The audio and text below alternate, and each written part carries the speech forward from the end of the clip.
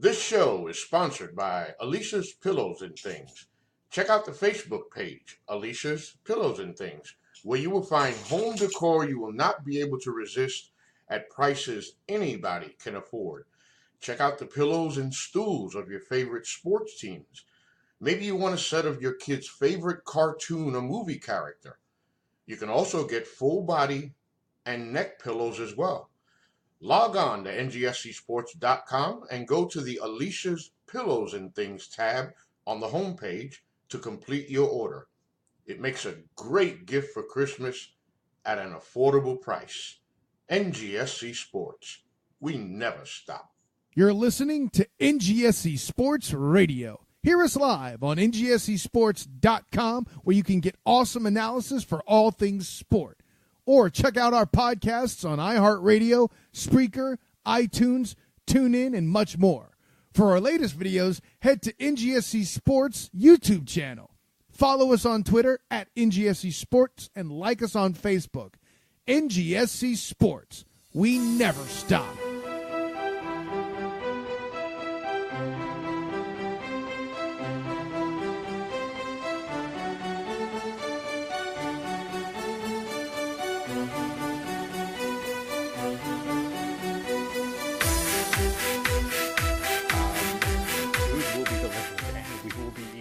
Live on stream.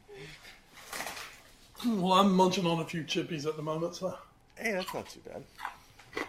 I'll try to keep it down. Oh, it's totally fine. It's that was one thing Jackie and I were talking about it yesterday or 2 days ago, and we were like, yeah, what are we gonna do for dinner? Because we're gonna have to leave at like 5, like as soon as we get home for the performance, and we're not getting home until maybe around like 10, Mm-hmm. And then with the podcasting, we were like, well, just order food. And she's like, but then when are you gonna eat? And I was like, I'll just eat during the podcast. And she's like, well, I want to pick up on the microphone. I'm like, yeah, because we're such a bastion of high quality podcasting here that it'll really matter. Yeah, exactly.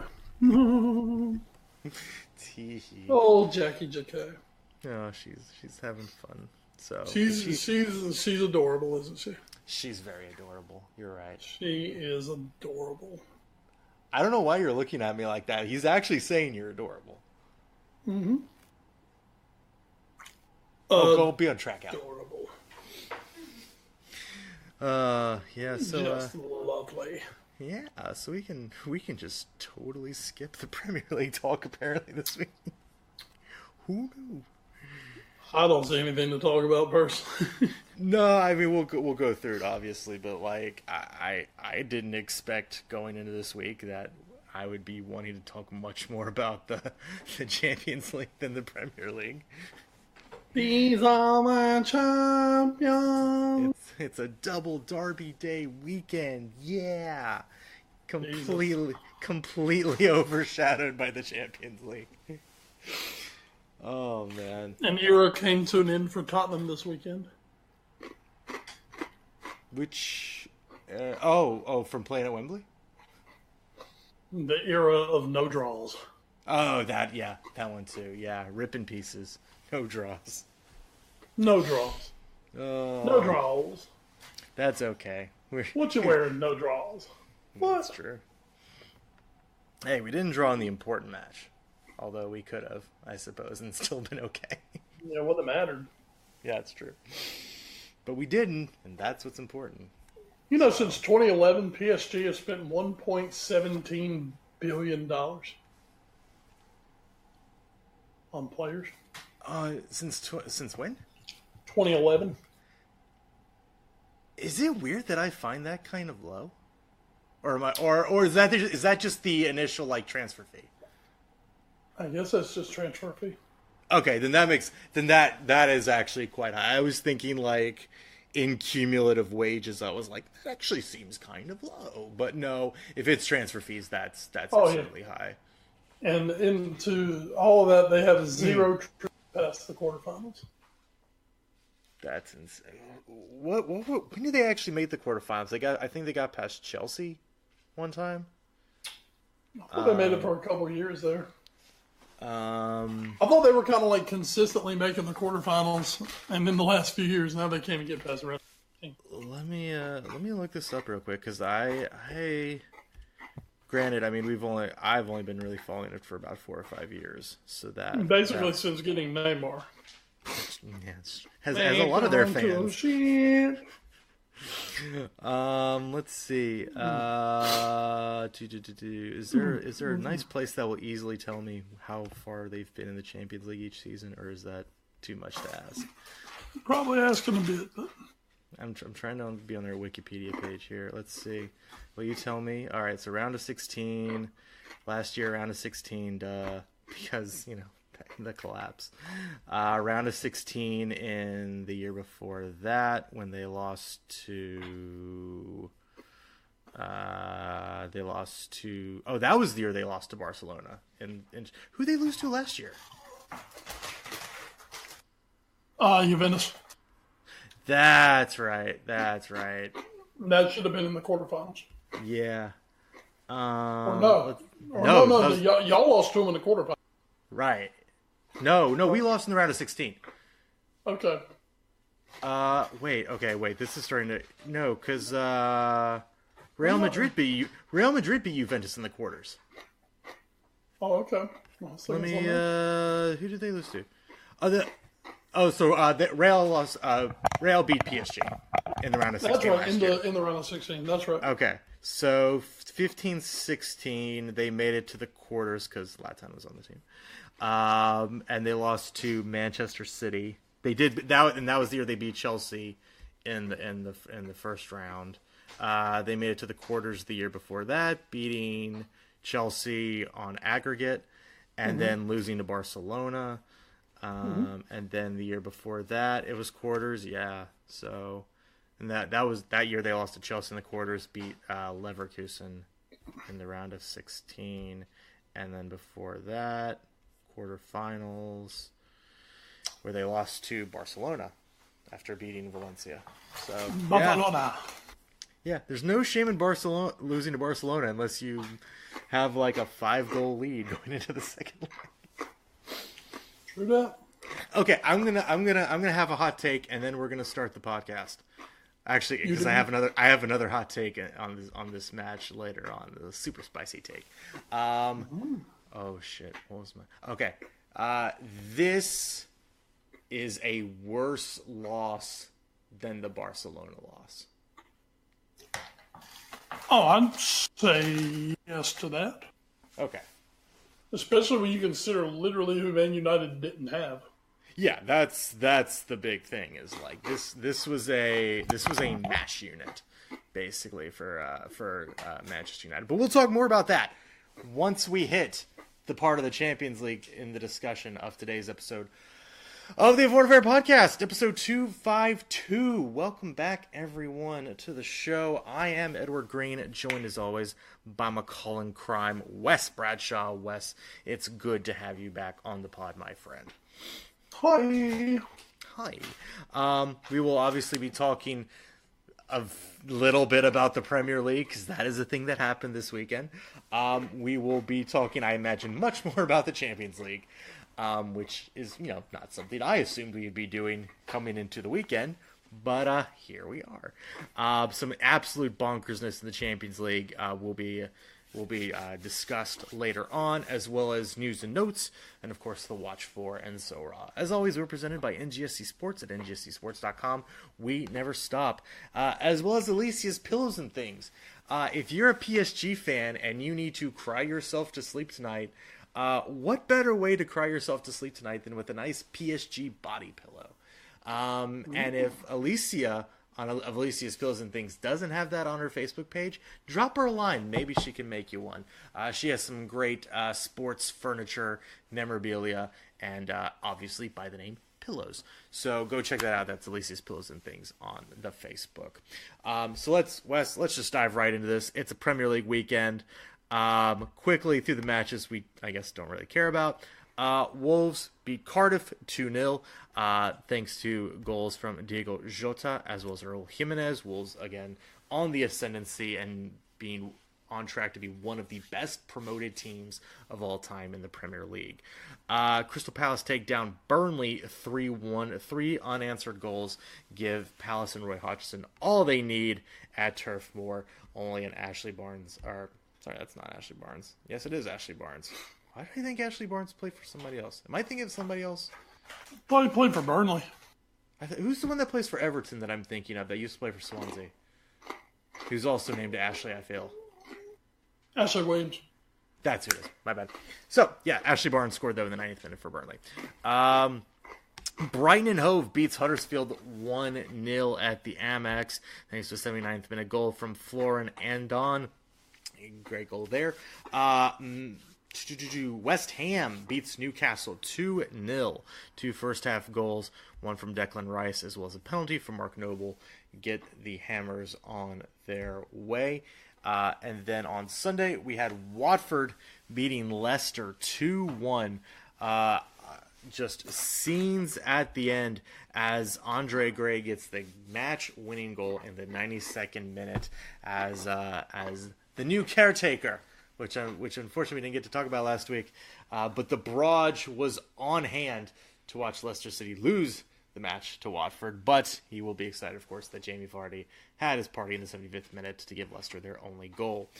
And with that, we'll head into other matches, I guess, although this one, nothing really to talk about here. Chelsea do shake off a 1-1 draw against Fulham at Craven Cottage in the big West London derby. And thanks to a goal in the 31st minute from Jorginho, gets all 3 points, as well as buries Claudio Ranieri into the grave. He is done at Fulham. He has been fired. So I believe he was on charge for like 12 matches or something this year. And Fulham's not going anywhere, so bye-bye, Mr. Ranieri. So with that, let's head elsewhere. United, Wes, in what has become now a very big week for them, gets by Southampton 3-2. It looked like Southampton was going to sneak a win or at least a draw as Jan Valeri scored in the 26th minute for Southampton and took a 1-0 lead to the half for the Saints. United would score in quick succession just before the hour mark thanks to Andre Pereira and Wells. The much-maligned Romelu Lukaku, who had himself a week, maybe the biggest week of his career. He scored to put United up 2-1 in the 59th minute. James Ward-Prowse with a big answer about 15 minutes later, but Lukaku would get the last laugh as in the 88th minute he put United up for good. 3-2 was the win for them, Wes, and it seems like, to an extent, the momentum from that come from behind win at Old Trafford may have done something to propel United, but obviously a huge 3 points against Southampton for their league standing, where they're also fighting for a top 4 spot. Match with 5 goals and 5 of them that are highlight reel. Just some really fantastic goals in the match. What can you say about United, man? I mean, they found their groove. They found their mojo. And it does look like maybe it carried over into the midweek. Obviously, a match we'll talk about more later. Match that we've already talked about some. If they can get Lukaku back firing, which, once again, this week, looking pretty good there. Yeah. I mean, that makes them even more dangerous on the run-in. So for United, obviously still alive in the Champions League, spoiler. And, looking really, really, really strong now to solidify that top 4 finish. And United are going to have a say in the title race as well, already taking a couple of points off Liverpool here in the last few weeks. And still have what right now looks like it may be the biggest match left of the Premier League season when City and United hook up in what could really swing the title race one way or the other. I think we, as well as pretty much everybody, we were all very about the Ole Gunnar Solskjaer hiring as the caretaker manager. Mm-hmm. Yeah, after this week and after the start he's had, I don't think we call him caretaker. No, not anymore. I think you call him boss. He's the boss. Or if we want to speak to our brethren in the South, El Jefe. Yes, he's the man in charge now. Or once Ed Woodward decides he's the man in charge, he will be. Oh, Ed Woodward. Just think, Ed Woodward. You could spend more and get someone else. That's true. You could, just as long as it's not Poch. But you could always. Hey, what about Jose Mourinho? There you go. Let's run that back. I'm sure it'll be fine the second time. It was fine the second time at Chelsea. He's the biggest manager on the free agent market. but don't put me. Oh, Ed Woodward. But yeah, so big win there for Manchester United. Again, gets them into a top 4 spot as we head into the next weekend of play. Manchester City also with a very big result as a very odd setup from Bournemouth. I feel like every time we talk about Bournemouth, especially when they're playing a top team, it's, I think we talked about it a couple weeks ago when they played Liverpool. It's like, well, Bournemouth's going to come out and play with Liverpool. Sometimes that results in a 3-3 draw. Sometimes that results in them getting pounded 3-0. But that's not what we really saw from Bournemouth this weekend, as they played very cagey and very defensively against City. And really, the only thing that separated the sides was a Riyad Mahrez goal. Mahrez coming in off the bench, replacing an injured Kevin De Bruyne. But fortunately for City, he was the one that scored the winning goal of the match and vaults City up to the top of the table. So I don't know, Wes. I was very surprised with how Bournemouth set up for the entire match. It almost earned them a point. But obviously this was a huge 3 points for City in a match or in a season where they need all 3 points pretty much every week here on out. It was one of those matches where at the end of the day, the eternal optimist can say, oh, well, they played well, blah, blah, blah. But then the realists are looking at it like, yeah, but that doesn't matter when you're in a scrap. Yeah. And somehow Bournemouth have found themselves not too far off the scrap. Now, that said, it would take a lot for Bournemouth to go down at this point. They are 9 points out of the relegation zone. Mm-hmm. But, at the same time, Bournemouth did have some heady expectations. Mm-hmm. And I think the days are gone where Bournemouth fans are just happy with playing beautiful football and playing a competitive match. Sure. So, yeah, that's just something to think about for them. They didn't play bad at all in this match, but they were on the defensive side. They played really scrappy. They did everything they could to repel City. But, when it's really nice to bring Riyad Mahrez off the bench. Yeah. We're just going to say that. It's really nice to bring that guy off the bench.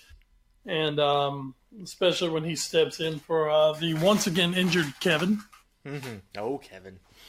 And puts away a really nice goal to get the winner on the day for City. So with that win, City went to the top of the table. And then it was kind of up to Liverpool to see what they could do. Absolutely. One more quick note from that match. Man City enjoying 3/4 of the possession in that one. 23 shots, 7 shots on goal to Bournemouth's 0-0. Bournemouth did not. I believe I also saw a stat. I don't think Bournemouth was able to attempt a pass into the 6-yard box. That's how poor in possession they were on the day. And yet, City only scored 1 goal, so they can take that away from it. Before we get to Merseyside, let's hit quickly the North London derby, which did have its fair share of controversy, as the folks would say. Future Juventus starlet Aaron Ramsey so weird to say, gave Arsenal a going-away present when he scored in the 16th minute to give Arsenal a 1-0 lead against Tottenham.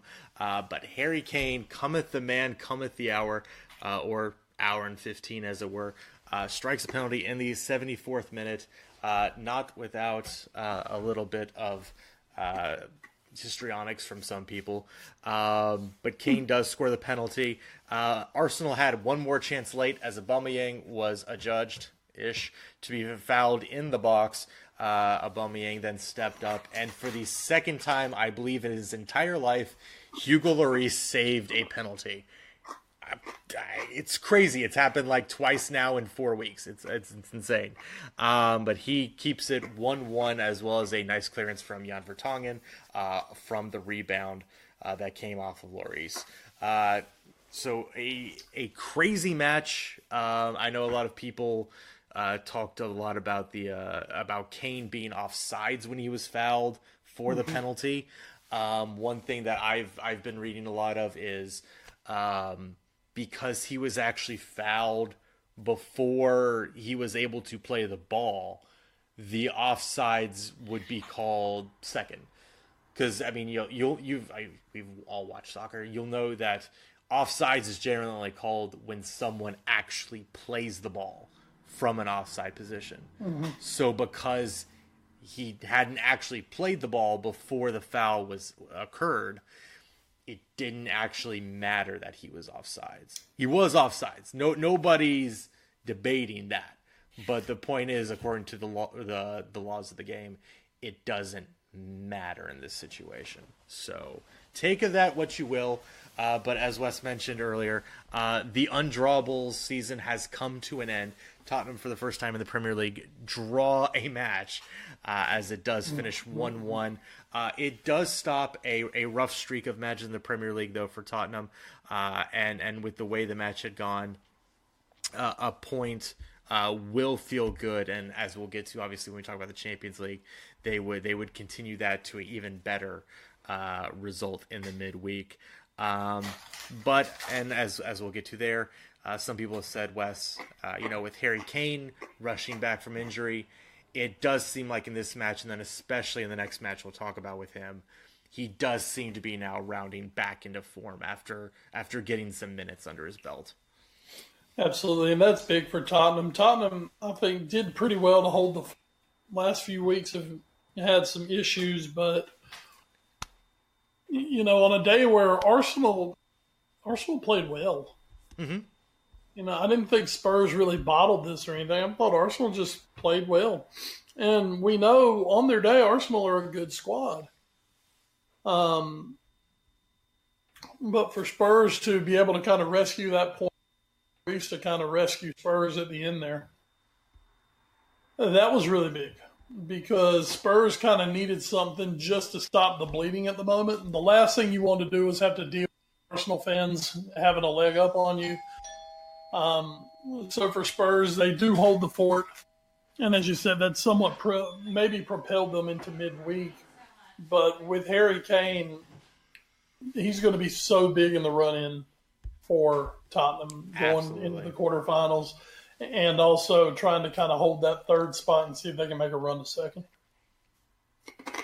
Yeah, absolutely. And they're all going to get Dele Alli back. It looks like he might be ready for the match on the weekend.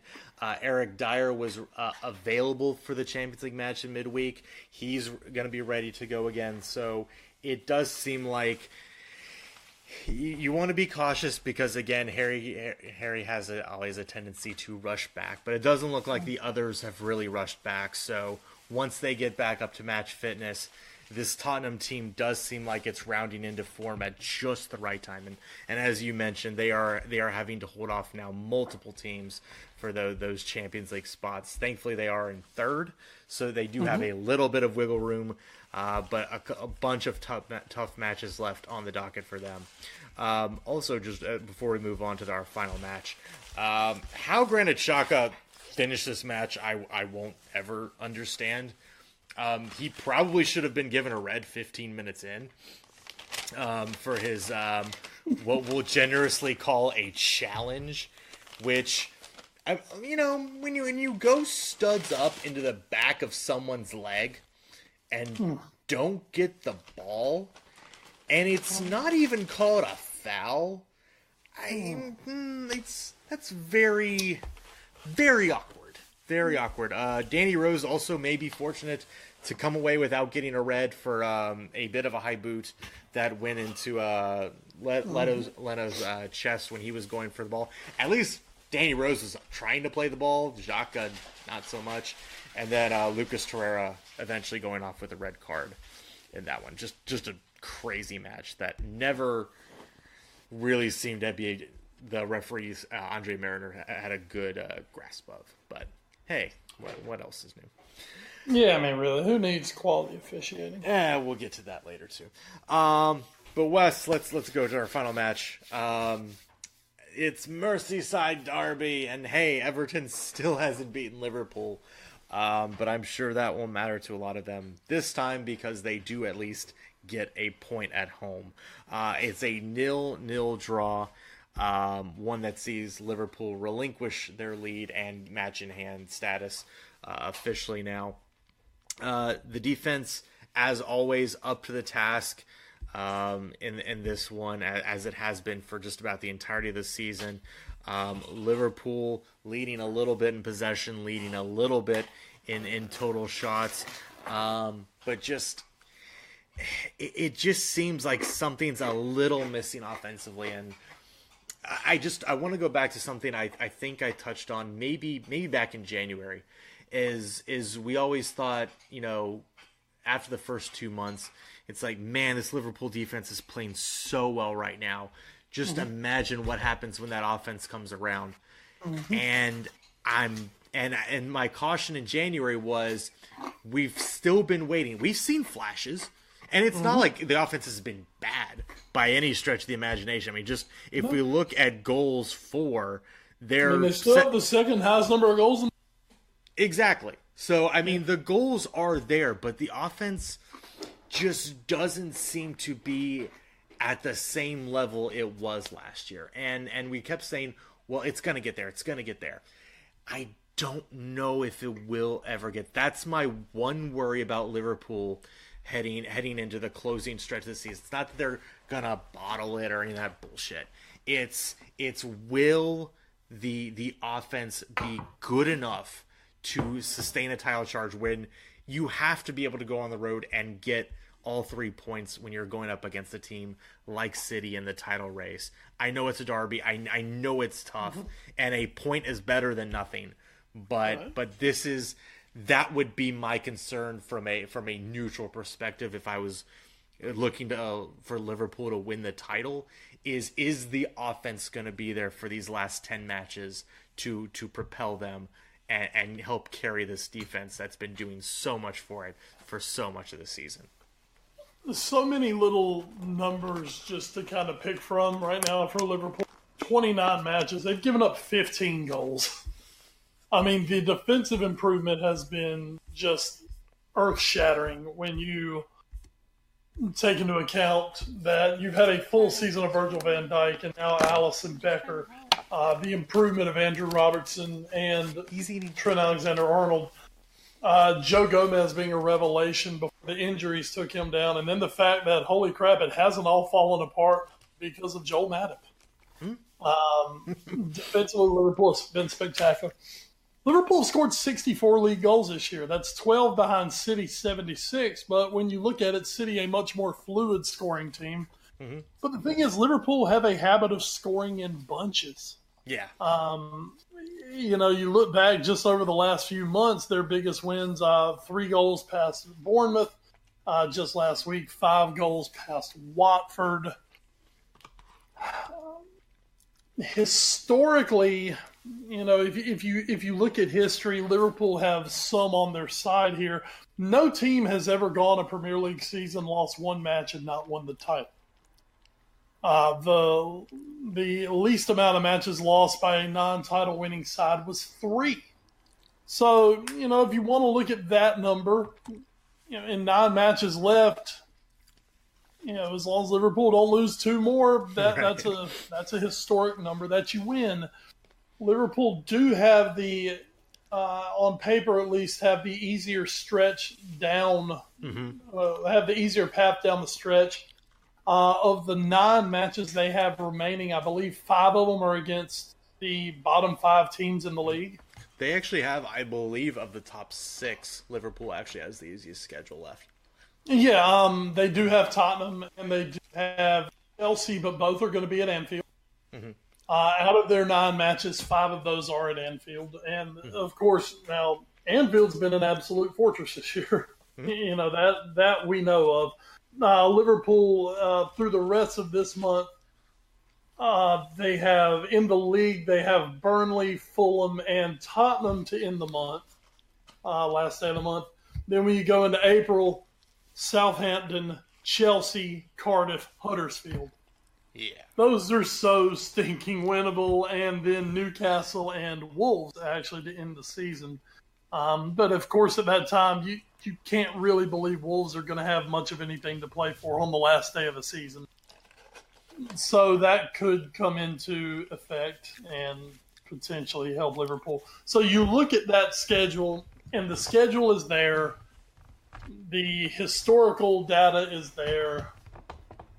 What's not there is they've got to have some help. They are a point behind. So somewhere along the way, City does have to have a slip up. Now, City has 2 very difficult matches remaining on their schedule. The aforementioned Manchester United, which right now is turning into maybe the biggest match of the year in the Premier League. Once again, just because of how good United are playing, and the fact that United will have a hand. This is kind of a catch-22 for United. Because they could have a hand in denying one of their biggest rivals the title, while at the same time have a hand in winning one of their biggest rivals the title. So it's one of those, you know, which devil do you want to help? Would you rather see Liverpool win the title after this long drought? Would you rather see City win another title? I mean, for United, like we said, they're going to have a big say in it, but they're not going to be happy with the full outcome either way. So it's one of those damned if you do, damned if you don't for Manchester United. But also then City have to play Tottenham as well. Right. So Tottenham going to have the biggest say maybe in this title race on the way down. And one thing we found out from our North London derby, I don't think we mentioned, when they take on Liverpool at the end of the month, they will not have Pochettino on the sideline for that. Received a 2-match ban for apparently having words with officials after the match. That was after the Burnley match. That's right, after the Burnley match. But that has been enforced now, and I believe he is going to miss their next 2, with the second one being Liverpool. So for whatever that's worth, we'll see. Also with Tottenham right now, you know, you could see Tottenham now in the final 8 of the Champions League. You know, maybe do they start to maybe concentrate on Champions League on those weeks? Yeah. Because, you know, it doesn't look like they're going to win the Premier League. But hey, you know what? It's like we've always said, if you're in the Champions League, that means you got a chance to win it. So, and when you get to the final 8, if you can get through that, if you can get to the final 4, all bets are off, you know. Oh, yeah. So it's going to be fascinating to see how Tottenham play this season out. There's still the questions of Wembley hanging over the head. You know, with the new White Hart, what the hell's going to? I don't know. Well, I don't know what's happening with that. But, I have heard a lot of people say that Spurs have played their final Premier League match at Wembley. We'll see. I know we will see, but I've heard a lot of people say that the North London derby was the last one. We don't know. We don't know for sure, but I think there has been a lot of talk that because apparently, like, the stadium's not actually completely ready. But the parts to actually host a match are. Like the stuff that's not ready is like the executive lounges and stuff like that. But as far as actually being able to host a match, the new stadium is pretty much good to go. I think they just have to do their like test events and stuff like that. But I mean there have been some people talking that their round of 8 matches in the Champions League could be the opener. I want to say that they don't have one. They actually don't have a home match in the Premier League for a while. It would be their home match with Crystal Palace was postponed. Exactly. So then the next one would actually be on Sunday, April 7th against Brighton. And even NBC Sports actually has it listed as New Tottenham Stadium. So I think there is a very real possibility that because it's now so far out that I mean we're a month tomorrow from that match. I think there's a very distinct possibility. It might not happen for the Champions League, just because I don't know if they can do the test events that fast. But I believe that Brighton will actually open the new stadium. So we'll see. You never know. At this point, who knows? So never know. But definitely some things to keep an eye on. For Liverpool, getting back since we were talking about Liverpool,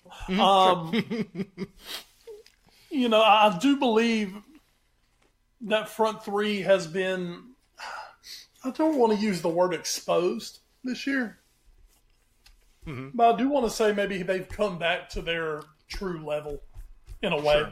Sure. Last year you had seasons from Firmino and Salah that were complete outliers to their usual averages.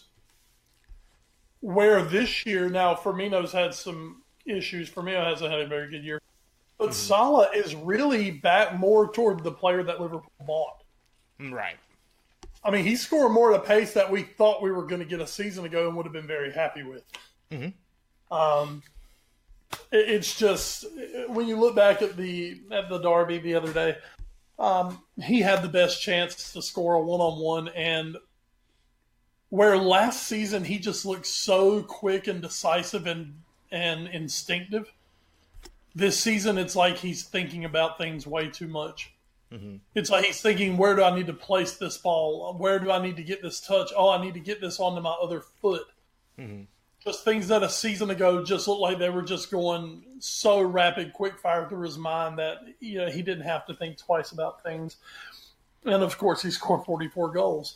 I don't think we're ever going to see another 40. Yeah. I believe you could see him have maybe a 30-goal season here or there. But I think we're seeing a little more of what Salah really is this year. And as for Firmino, Firmino's never been this free-scoring, center forward. Last year, it's just everything. Everything last year was such a perfect storm offensively. And this year, you've got people kind of arguing about the front three and in general, where this is a different Liverpool team. As we said, through 29 matches, they've given up 15 league goals.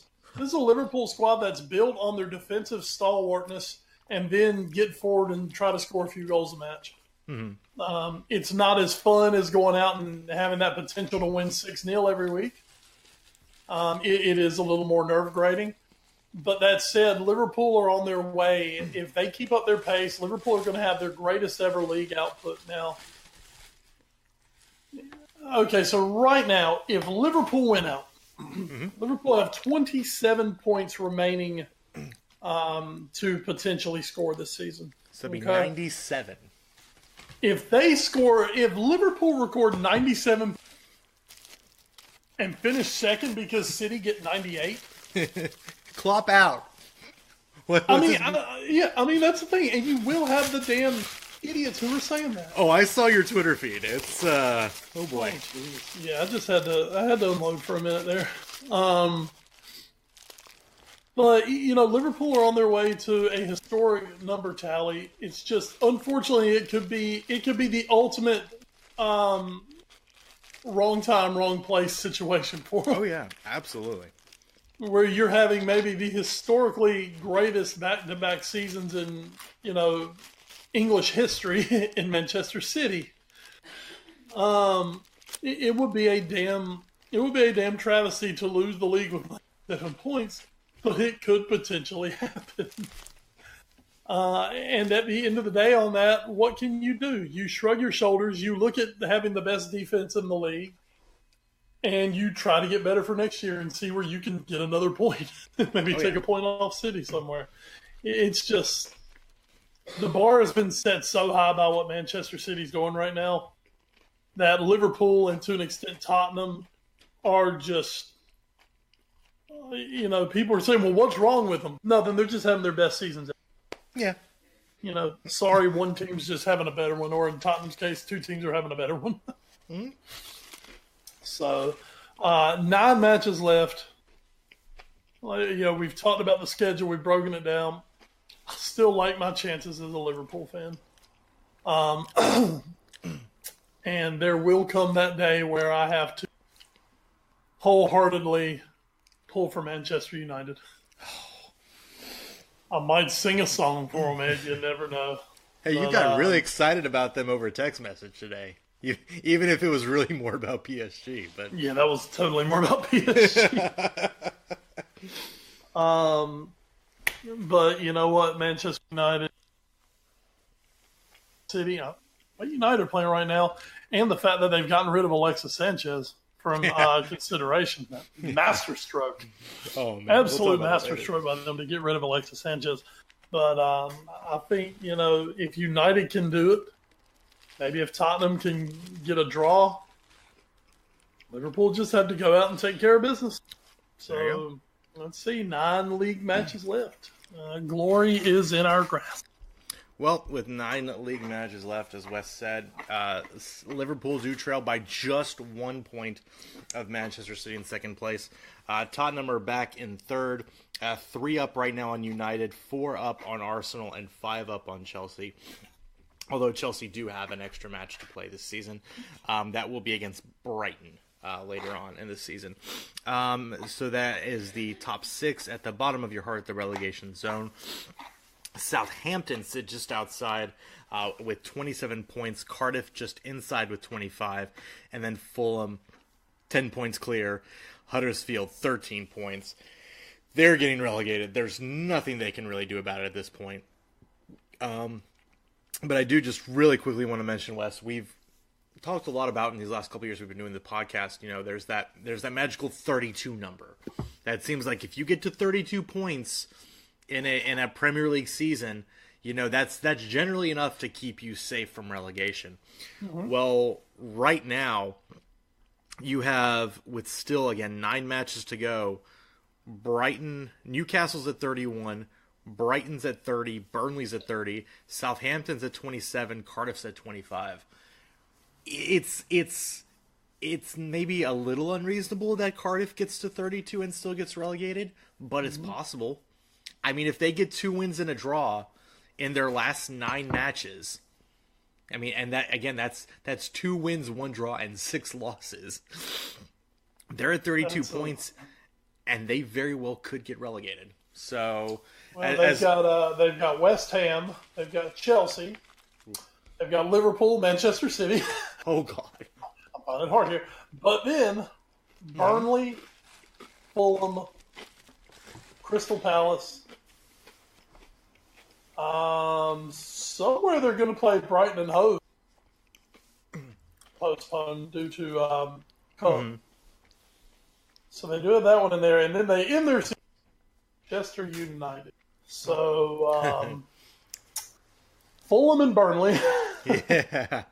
And maybe Brighton and Hove. And now since we said that, I'm sure they'll beat West Ham. So. There you go. So, West Ham's too. So. There's definitely some wins there for Cardiff to pick up to potentially stay in this league. And they'll be looking to pick up points this weekend as the Premier League kicks on again, starting On Saturday at 7:30 will be Brighton Hove heading to Crystal Palace. At 10 a.m. you get Leicester versus Fulham, Newcastle versus Everton, Southampton versus Tottenham, Cardiff versus West Ham, and Huddersfield versus Bournemouth. And then at 12:30, Manchester City looks to stay in the lead versus Watford. On Sunday at 8 a.m. you get Liverpool hosting Burnley. At 10 is Chelsea versus Wolves. And then at 12:30 is a huge match in terms of the top four, and that is Arsenal versus Manchester United at the Emirates. That will go a long way in deciding who finishes top four this season. So that is the Premier League. But now, fuck that. Let's head to the real good shit. Let's talk about the Champions League.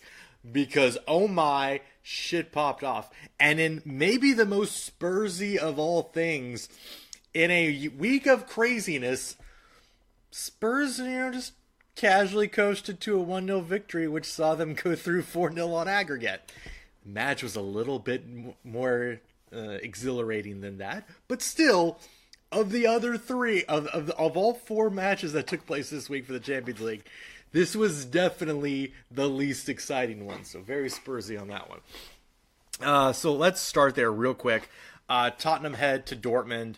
The yellow wall was up for Borussia Dortmund, but unfortunately an orange wall was just a little bit bigger as Hugo Lloris stood so firm especially in the first half to keep Dortmund at bay. Multiple great attempts on goal, including from Marco Reus, as well as Jadon Sancho, and even a couple from Mario Götze.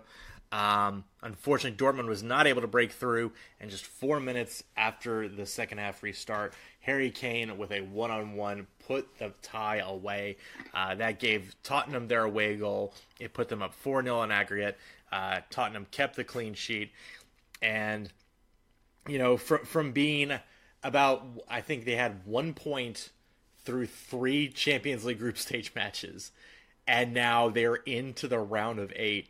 This is an incredible turnaround for Tottenham West in the Champions League. And at this point, as you kind of mentioned earlier, once you hit this 8, you're in it. And you have almost as good a chance to win it as just about anybody else, especially with some of the upsets we've already seen. So, I mean, at this point, it's, first time in 9 years for Tottenham making it to this far in the Champions League. It's a great achievement. But I don't think they're done. I really think that this is a club, kind of like we talked about Liverpool last year, with how they were maybe a little more built to win 2-leg ties in Europe, maybe rather than doing great in the league. Tottenham might take up that mantle the rest of the way here this year. Well, this looks like it could be the place where maybe their depth isn't going to come back and bite them so much. Mm-hmm. Yeah, I mean they're playing really well. I think everyone around the world was surprised with maybe the ease that they seemed to handle Dortmund over 2 legs. Right. I mean, Dortmund are definitely kind of the sexy pick this year due to what they've been doing in the Bundesliga. Mm-hmm. But Tottenham kind of tuned out that noise and tuned out the fact that they have been struggling in the and completely took care of business. As ho-hum a 1-0 win at Borussia Dortmund could be at the end of the day. And that's exactly what Tottenham needed. They got there, and they walk right on through into the quarterfinals.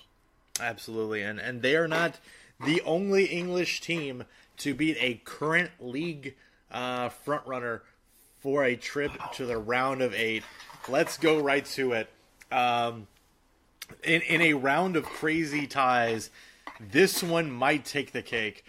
From the Parc des Princes, Paris Saint-Germain 1, Manchester United 3. PSG comes into this second leg of the tie with a 2-0 lead and 2 away goals. They give away a second-minute goal to Romelu Lukaku off just terrible defensive errors. They do get one back just 10 minutes later through Juan Bernat. And you're like, okay, that's it. It's 3-1 on aggregate. United have to score at least 2 more just to get it. That they're depleted. They don't have Anthony Martial. They don't have Juan Mata. They don't have Jesse Lingard. Paul Pogba's out due to the red card he got in the previous match. Hey, that's it. That's the tie right there. But Lukaku scores again in the 30th minute, and then it's United just needs one goal and to hold PSG at bay for the rest of the match. And that goal came so late on with Fergie watching. It was truly Fergie time in Paris as Diego Dalot, who came in for an incredibly shitty Eric Bailly. Let's not forget that. Dalot did not start that match. Eric Bailly was just so bad he got replaced after about a half an hour of play for Dalot. Dalot takes the shot. It goes off a Paris Saint-Germain player's arm as he had turned his back to the shot. His arm was a little bit outstretched. It initially was called a corner.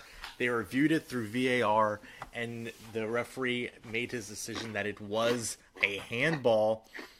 Marcus Rashford came up, took the penalty, scores. 94th minute, 3 minutes later, United are victorious, and for the second time in 3 years, PSG gag away a huge lead in the second leg of a tie in the Champions League. Just stunning scenes from Paris West. And again, we've talked about it a little bit throughout this entire show. I didn't give... After giving United so much of a chance in the lead up to this entire tie, I buried them after they lost 2-0 at home to PSG. I was done. They weren't going to have Pogba. They're injured. They don't have anything left in the tank. PSG is going to take it home. And they just somehow pulled it off. I'm still kind of reeling from it, to be honest. I think it was the pink jerseys that did it. Yeah, that's good call there. United came in. I'll give it to United. They did exactly what you have to do when you go on the road in the Champions League. You go in, you play with no fear. Mm-hmm. You just kind of let it all hang out. I think so. Fans that no one in God's green earth expected them to come back and win this. Mm-hmm. So really, United were playing with no pressure. All the pressure in the world was on PSG.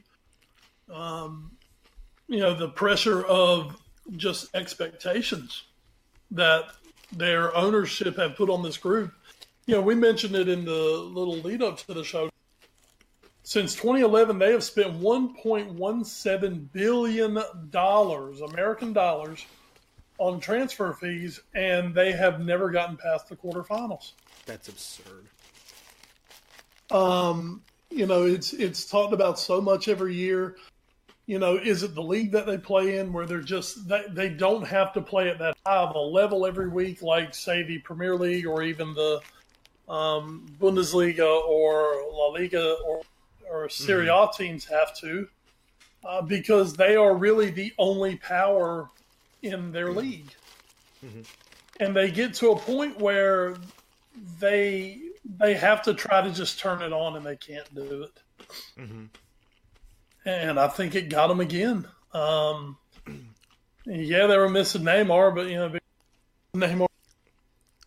So that didn't seem to be that big of an issue. Mbappe once again was really good, and I felt his team around him just let him down, including have a huge error, Gigi Buffon. Yeah, who this may have been it for Buffon. When it comes to the Champions League. Yeah, he's out of contract at the end of the season at PSG, and he's 41, which even, for a goalkeeper, that's starting to get up there. Oh, yeah, that's up there. And he had a howler today. Mm-hmm. That certainly didn't help anyone. So, really all credit in the world to Manchester United. They went and they did it. Mm-hmm. And all the heckles in the world to PSG because they just choked on a big old bag of balls. I texted this to you earlier. Eat a dick, PSG. There you go. I texted Wes earlier. I texted him. It's not that I can't believe PSG gagged in the Champions League again. It's that PSG gagged in the Champions League again. It's mind-boggling. Edinson Cavani coming on in the 95th minute. What the hell was that? I don't know. I really don't know. It's just weird. I told you Thomas Tuchel should probably be fired by tomorrow. I don't think he will be, but I don't think he. I want to say he's not gonna come back next year, but I mean, you've been through this revolving door numerous times now. You had Unai Emery. This sets up for one man. Is it Big Sam? God, that would be great, but no. Another former United legend. I mean, we've heard the rumors float around the past, and I'm not even saying this as a joke. I mean, Mourinho would be maybe that different kind of guy to bring in, and I mean, take a shot. I mean, shit. To me, if you're PSG, what have you got to lose? Nothing any at this point. I mean, Neymar has apparently expressed interest in the past about playing for whatever reason. So, if he'd be in on it, I'm just saying I wouldn't be shocked.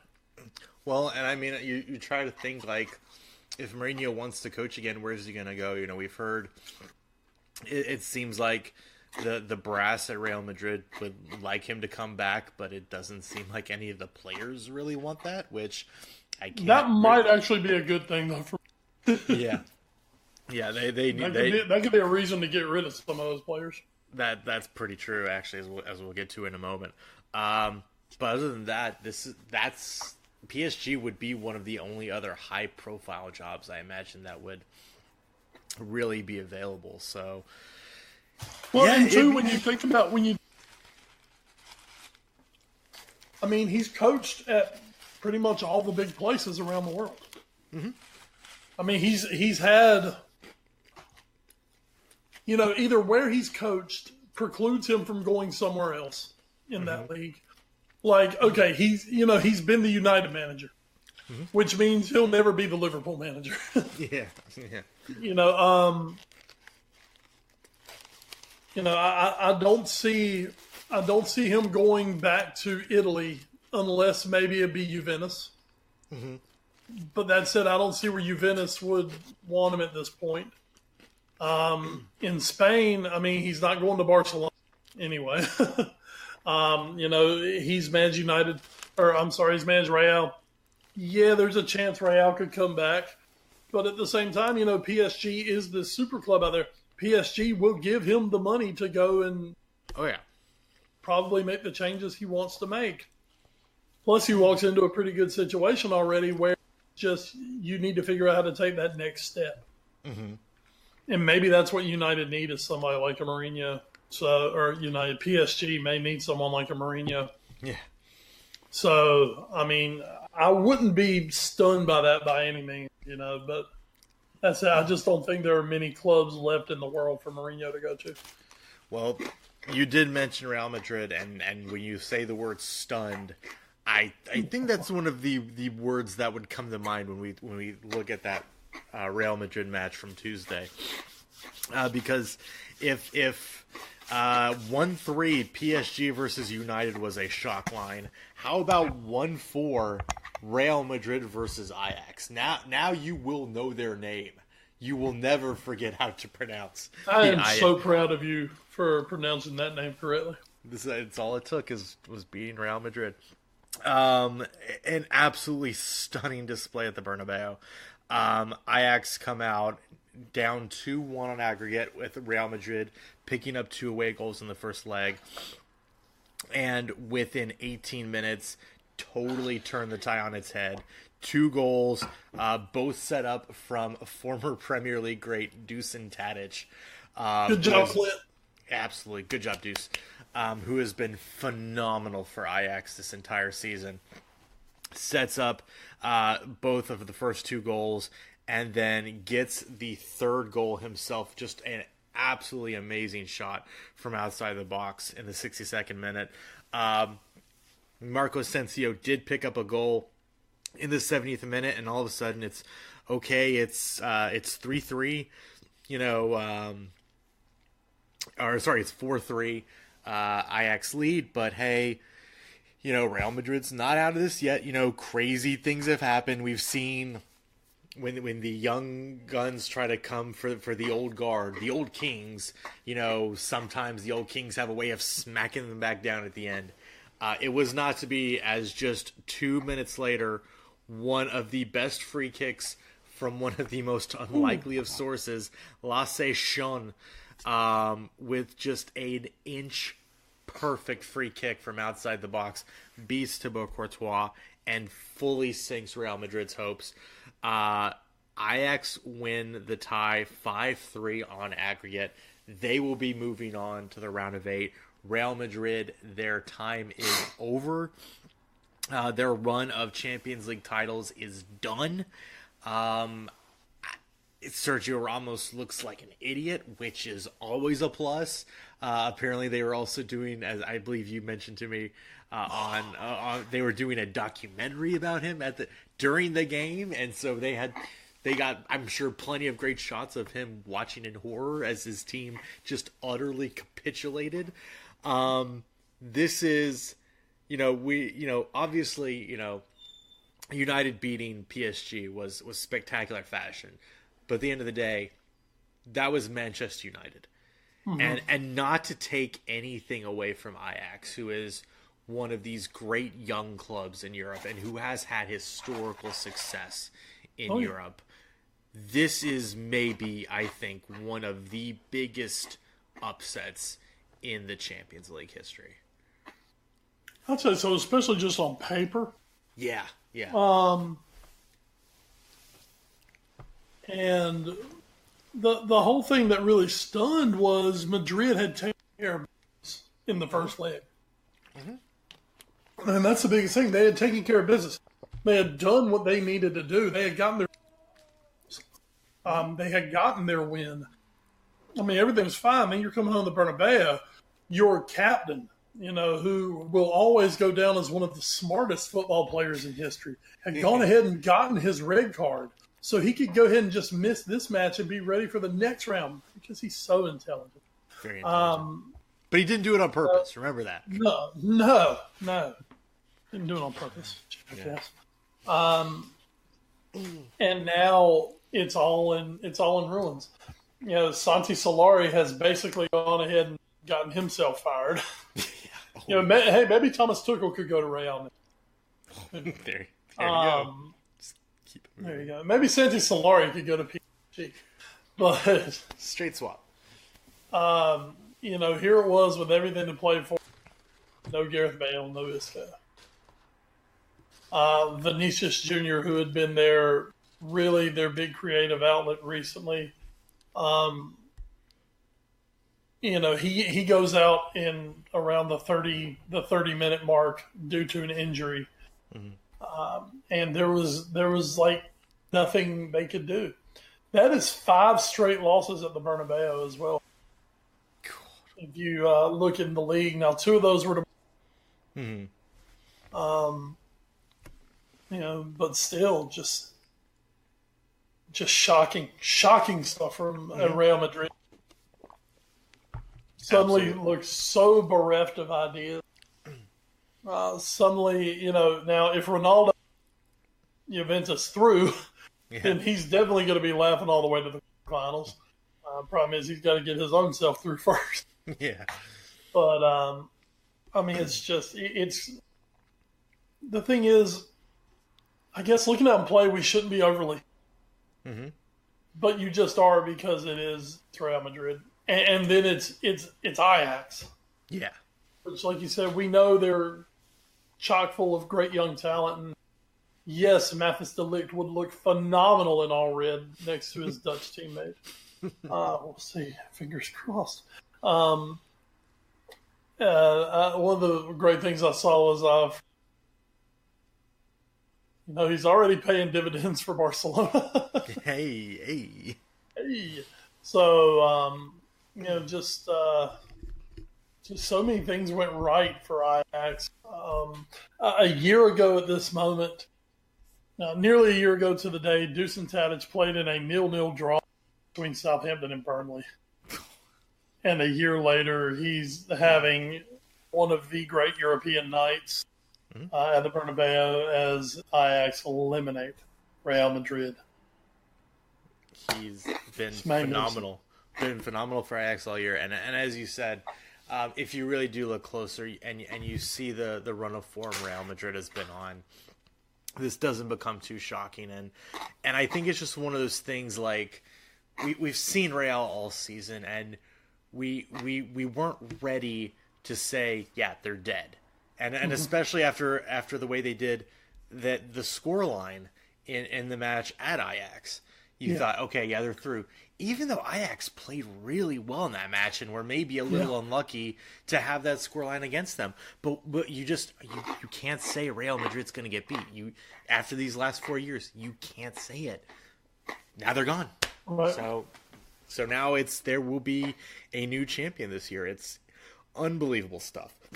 And finally, to wrap up the Champions League, in what in maybe any other week would have been just an absolutely bonkers match, just ends totally up in the dark. Exactly. Porto and Roma, definitely not the sexy tie of the round, but they also had a bit of a thriller there. Theirs went into added extra time, where finally the Alex Telles stepped up to score a penalty for Porto to get them through in the 117th minute. That was also a penalty that was, I believe it was given, I believe it was confirmed by VAR. That one was confirmed by VAR. And at the end of the day, watching it, I don't see how anybody could argue that wasn't a penalty. You can clearly see the defender pulling the jersey back and the jersey like stretching backwards as the player goes to ground in the box. So a clear penalty there. VAR confirms, and Porto goes through. So Roma, one of the semifinalists from last year, they're out, and Porto goes through. So we have United, Tottenham, Ajax, and Porto all through, with what I'm sure will be another crazy week next week of matches, Wes. Oh, without a doubt. And tell you what, give me just a moment. Sure. I want to look at one quick thing. I want to take a look at the 2018 Champions League just for a moment. I just want to see what I want to take another quick peek at the semifinals. Okay. Out of last year's semifinals in the Champions League, you're guaranteed 3 of the 4 teams are out going to the final 8. Wow. Because either Liverpool or Munich are going to eliminate each other. Madrid and Roma are gone. Wow. So it is a full changing of the guard in European football, which is cool, you know. Now, of course, like we said, either Liverpool or Bayern will still be in after this round. But, you know, especially it's just so crazy with Madrid gone because they have just been they've been the giants of European football for the last 4 or 5 years. And really, it's just nice to see them gone. Absolutely, so nice. If only Ronaldo was still there, but not to be. And as we look to next week, none of these matches are done in any way, shape, or form. These ties are still very much alive. City does have a bit of an advantage as they play Schalke 04. They do have 3 away goals, and that is big, but it's 3-2. 3-2 is the aggregate right now as they head back to Manchester. So Schalke does have a chance. Not a great chance, but as we've seen, shit happens. Atletico is taking a 2-0 lead into the second leg, but they will have to go to Turin to play Juventus. Juventus did not get an away goal, so 1 goal could be enough for Atletico to go through, but again, 2-0 leads. Not so safe right now. Lyon and Barcelona played to a 0-0 draw in the first leg. Lyon just needs a 1-1 draw. and they're through. So, and same for Liverpool. Liverpool needs a 1-1 draw against Bayern. They're through. And Wes, maybe most insanely of all, we could have 4 English teams in the round of 8. And that's the craziest thing because, I mean, we were all just sure that United were done. Oh, yeah, and Tottenham was done halfway through the group stage. So, oh, yeah. Neither one of these 2 teams should be here. And even Liverpool had to get a little bit of help to get in. You know, it took them to the very end. So, and you know, as maligned as the English teams have been in the last decade, really, this does show that English football is definitely making the comeback on the world stage. Oh, I mean, I think we started seeing some sprinklings of that last year. And now I think we're really starting to have that shine through here, especially if City and Liverpool can also make it to the round of 8 as well. But those matches will be played next Tuesday and Wednesday. On Tuesday, it'll be Schalke and City, as well as Atletico and Juventus. And then on Wednesday, it's Lyon Barcelona, as well as Liverpool versus Bayern. So that is that for our league talk. As we head on to the news and notes, Wes did mention this earlier. What a travesty for Manchester United, though, and all this coming after the Southampton match. Alexis Sanchez might be done for the year after a knee injury. Just terrible, horrible. What will United do? Oh, who knows? Chile's national team physio, according to the Daily Mail, Pedro Onate, claims Sanchez is likely to miss between 6 and 8 weeks, which would put him out just about the end of May, which would be the end of the season. So Alexis Sanchez, who has been such a key component in United's run this year, will no longer be available to them, it looks like. But a little bit of interesting news here as we move on. We've talked a little bit about esports here and there here on the podcast, especially when it comes to like the Premier League, where we've had players qualify to represent each of the Premier League clubs in a local competition. Well, the English Football Association will be launching the first esports national team for the E-Nations Cup. This according to Reuters and ESPN.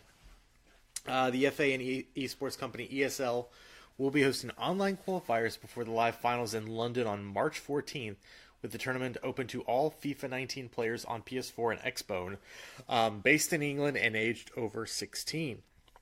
The inaugural E-Nations Cup is an invite-only exhibition event for member associations in which 16 national teams face off in the FIFA 19 Ultimate Team mode. So we're starting to see bigger and bigger forays into esports, and once again, this is now on maybe a national stage. So one day, we may actually see a FIFA World Cup at some point. So that is pretty insane to think about.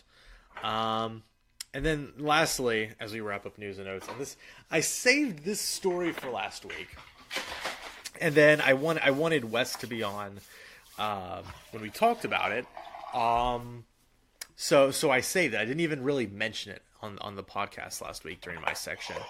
But then I got so glad because literally the next day, more news broke. So the original story coming out of the New York Times was U.S. Soccer invites South American teams for rich new tournament in 2020. And it was that, this according written by Andrew Doss. U.S. Soccer has invited South America's 10 soccer federations to bring their national teams to the United States. They offer a package that includes almost $200 million in guarantees to the invited teams, and their governing bodies was made Tuesday in a letter from U.S. Soccer's president, Carlos Cordero, to all 10 South American federations.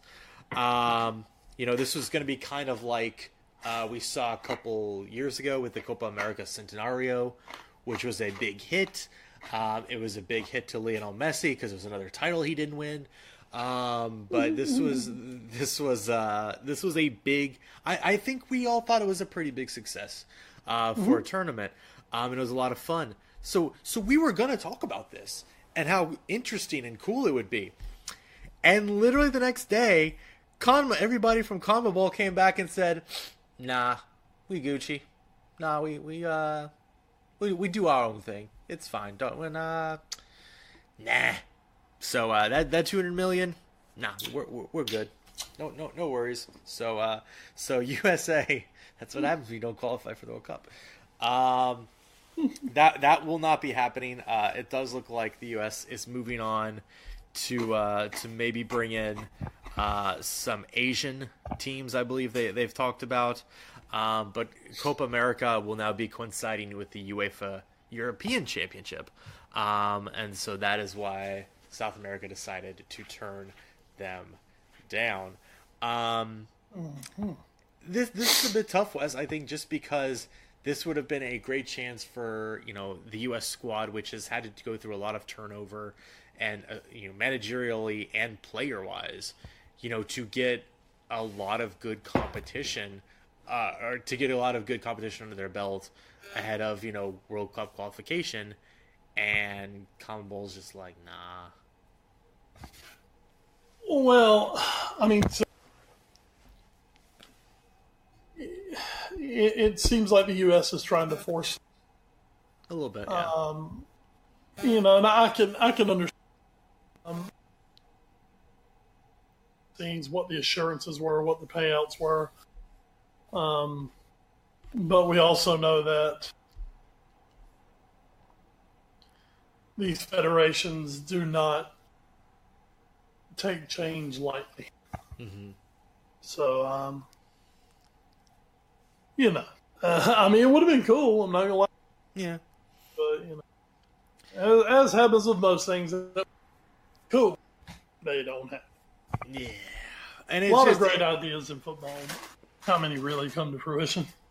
Well, hopefully the Super League will.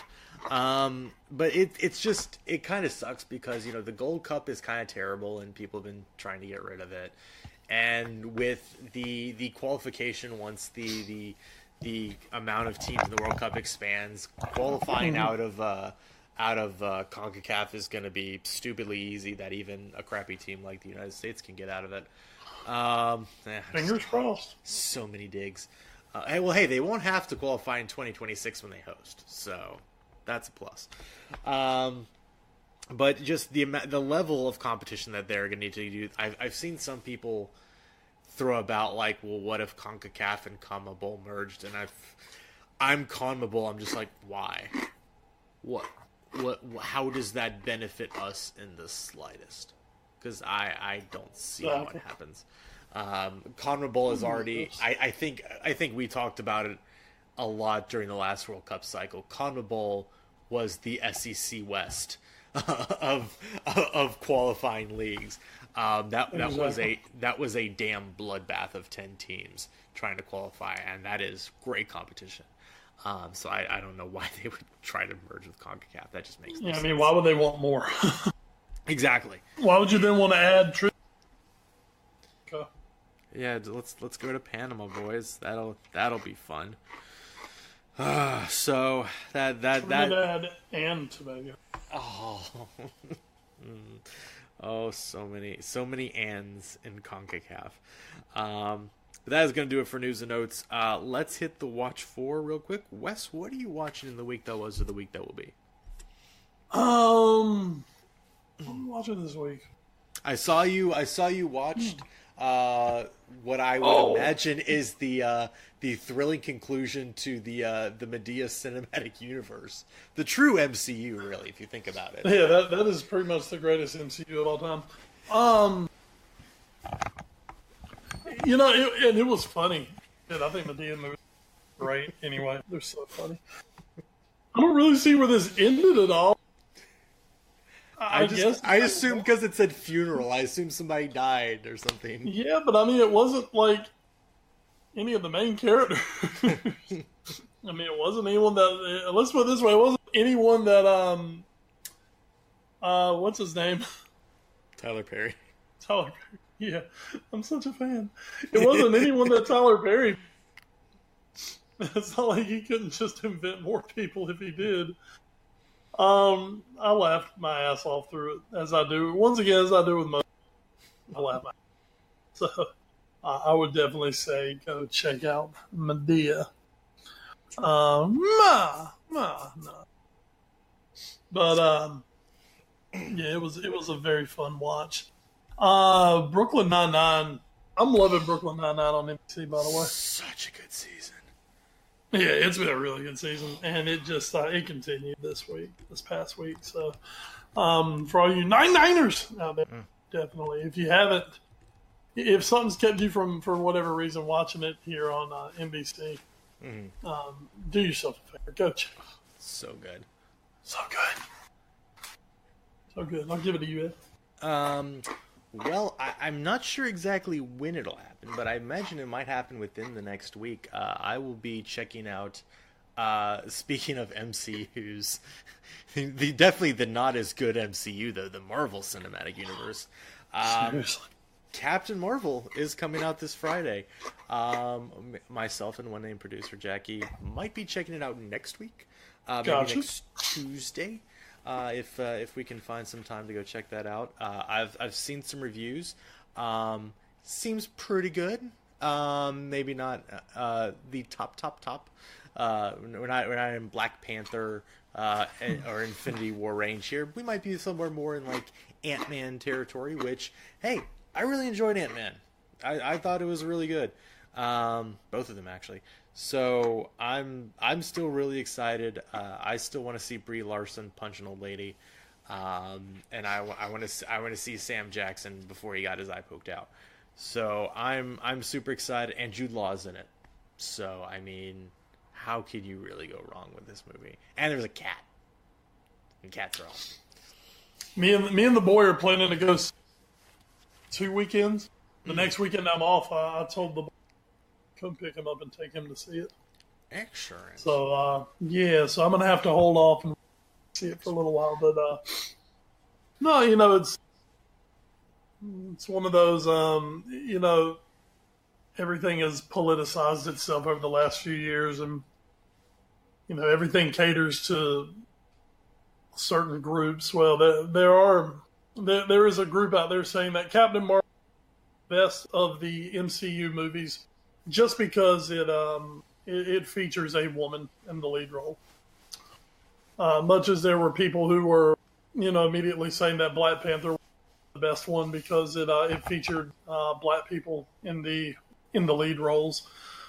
Well, folks, why can't we just enjoy it for what it is? And then we can just decide what the best Marvel movie is, because everyone knows it's Civil War, but it's cool. It's cool. But I'm really looking forward to seeing this one, though. And it's not due to my feminist agenda, which I may or may not have. Mm-hmm. I'm just looking forward to seeing it because I got to see how the hell Captain Marvel works in saving the universe in Infinity War, which comes out at the end of next month. Yeah, I do feel a little bad for Brie Larson. Like, I feel like this movie is just going to be a gigantic trailer for, okay, how are we getting to Endgame? How are we doing that? Okay, this is how we're doing it. Okay. Now, did I see right the other day when I went to the movie? I saw a poster for a new Spider-Man movie coming out this summer. Now, is that the Marvel Spider-Man? That's not like a cartoon Spider-Man? No, that is Far From Home. Yes, that is. Okay, that's keeping us in. That's getting us back into the universe here. Did you not see the trailer? For some reason, I don't think I have. There is a trailer. You should go check it out. I'm going to have to check it out. I just wanted to make sure. I got excited, but then I was like, but wait a minute. Because the cartoon Spider-Man came out back around the holiday. Yeah. I just wanted to make sure it wasn't going to get sucked into something I didn't really want to see. So there is apparently there's an actual like alternate cut of that movie that's coming out. But there is an actual, when does Far From Home come out? I feel like it's like in July. I think it's like July, I think, yeah. Far From Home. But I think that's going to be our next Infinity. Spider-Man. Or not Infinity War, Endgame. Mm-hmm. Far From Home is July 5th. Yeah, so that one will be coming out then. Yeah, I would recommend go check out the trailer. It's I'll check it out. It's some good happy versus Aunt May awkwardness with Peter in the middle. So that's good. Speaking of awkwardness with Peter in the middle. Oh, Jesus, God, that might be the most dirty sexual thing you've ever said on here. Let's get So Raw. Wow, I agree. What an introduction. You're very welcome. Oh gosh, So Raw. So the Shield's back together again, apparently. Oh, cool. That's nice. For one more match. That'll be this Sunday at Fastlane. They'll be taking on Baron Corbin, Drew McIntyre, and I believe Bobby Lashley. I think it is. But Roman Reigns has returned to Raw. Leukemia in remission. He's back. Yeah. Very good to hear. Very good to hear. And with all the rumors swirling around that Dean Ambrose WrestleMania, they're billing this as the last chance to the last Shield match. So they did get the Shield back together this past Monday night on Raw, and they're going to have a match. So, I mean, I'm like guardingly optimistic about that. Nice. Because now they've just, it's like, as you know, I mean, when we started this show, the Shield was the hottest thing in wrestling. It was. And then like 4 weeks later, they shockingly broke up. So I didn't get to live through the Shield on this show, unfortunately.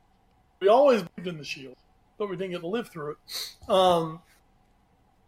Since then, we've seen a couple of reformations of the Shield. Unfortunately, each time they reformed, one of the major members, well, any one of them's the major members, there's three of them, someone got hurt, like long-term injuries somewhere. Mm-hmm. And it's been start, stutter, stop with it. So, I mean, if we're going one last, man, I'll have to find a way to watch it this weekend.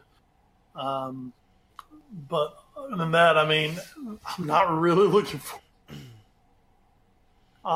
Right now, the best thing going on Raw and SmackDown is the build-up to the women's title match at WrestleMania.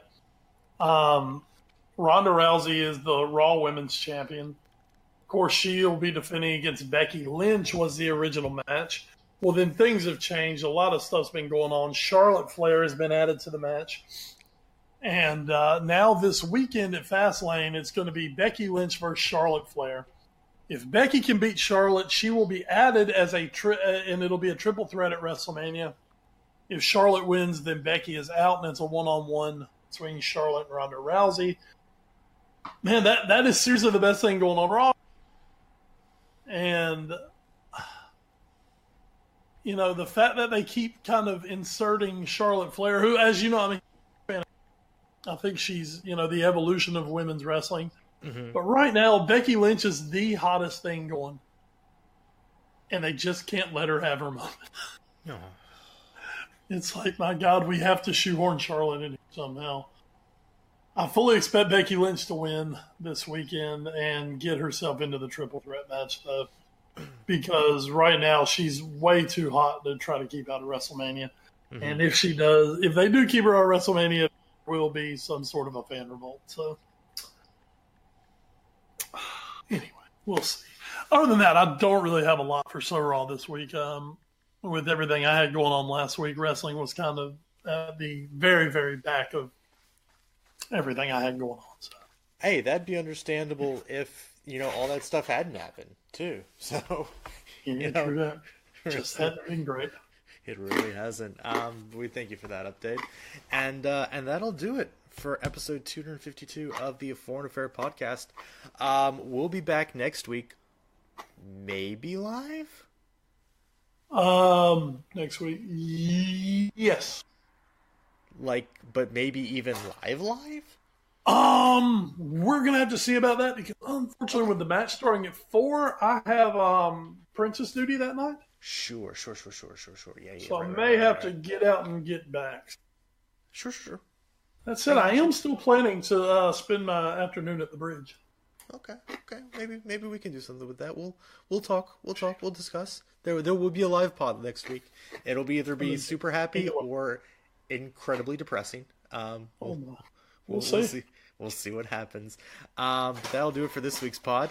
Once again, big shout to NGSC Sports at ngscsports.com. We never stop, as well as Alicia's Pillows and Things. You can find all of them on the social media, just like us. On Twitter, as a collective, we are at AFA Pod. Wes, you are? I'm at Wes Bradshaw 21, and I drop hot. He does. I am at Edward Green, and I sometimes drop hot takes as well. Not really, though. I don't usually do that. But we're also on Facebook, Instagram, and YouTube via our parent show, The All New Sports Show, where we did drop a lot of hot takes. You can also email us your hot takes at allnewsportshow@gmail.com. Thanks to all our podcast providers who don't give their hot takes in anything, but they just host great podcasts like ours on Podbean.com, Stitcher, Spreaker, iHeartRadio, the TuneIn Radio app, Google Play Music, and the iTunes Music Store. So again, we'll be back next week for episode 253. But until then, Wes, is there anything else you have to add before we get out of here? Ed, we have college baseball in our lives now. Yay, we do! Woo, woo, woo, woo, woo. And that's all. That's really all we had to have. Excuse me. We have college baseball, and that makes us very, very happy because that is so our niche sport. Just taking a quick look at Appalachian State. Yes. Who is my new number 2 team behind the East Carolina Pirates. There you go. They are Appalachian State sitting 4-7 on the season, and you're like, oh. Their losses are at Tennessee. Oh. One home loss to Manhattan, at South Carolina, a home loss to Gardner-Webb, and at Miami. Oh. In there, they have a win at Florida Atlantic. They scored Gardner-Webb. They took 2 or 3 from Manhattan, and that's it at the moment. And I'm planning at the end of the month to take in a live weekend. Oh, well, I mean, I'm glad to see they're challenging themselves just a little bit. With teams like Tennessee and Miami and South Carolina. Yeah. And actually Gardner-Webb only lost one game, and that was Appalachia. So still coming up, they got Michigan State. They've got Wake Forest on the schedule. And then they're getting into their conference schedule. They actually played 2 with Wake Forest this year. See if any more really big ones out there. And that's it. But they do play in the conference with Coastal. I'm going to go see them play Texas State at the end of the month. Ooh. Yeah, boy. Yeah, boy. Matchups. We'll have more spicy matchups as well this week in the Premier League that we'll be discussing next week for sure. But until then, for McCall & Cry and Wes Bradshaw, I am Edward Green. Thank you so much for joining us here on the AFA Pod. And until next time, folks, stay safe and enjoy the football. Good night, PSG. Go fuck yourselves. Oh, man. Oh, the hate is so real, but not at all unwarranted. Oh, my God. Completely deserved. Yeah, absolutely. they're so bad. I don't understand. How do you do that? Like, I don't, and like they did it to themselves. Like United played fine, like they played pretty well, and don't get me wrong, they took advantage of the errors, but these were PSG errors, like completely. Oh yeah. What did you think of the penalty? Because I kind of said it was, but I didn't really remember what you said. What you thought? I thought it was. I mean, I could see where you argue it wasn't, but I thought it was. Yeah. I mean, it was tough, but I mean, I even remember, like, I would go back to, I don't know if you remember, but it was when we were at City about 3 years ago, three or 4 years ago now. And I don't remember who it was, but someone drilled a cross, and Sterling kind of did the same thing. And it, like, his arm was even tighter, and it hit like his shoulder, and it was called a handball. So I'm like, if that's a handball, then this is a handball. Absolutely. So I don't know if it is or not, but I got no mean, problem with it being called handball. I'll put it that way. yeah, it's tough. It's tough for that to be, especially at that point in the match. But I don't think it's wrong. It just Right. sucks. It sucks that that's what decides the match. I think, but it is. I think it was the right call at the end of the day. Yeah, listen, at the end of the day, I had no. Yeah, and at the end of the day, also, if you're PSG, just score like another fucking goal, and this doesn't happen. Exactly.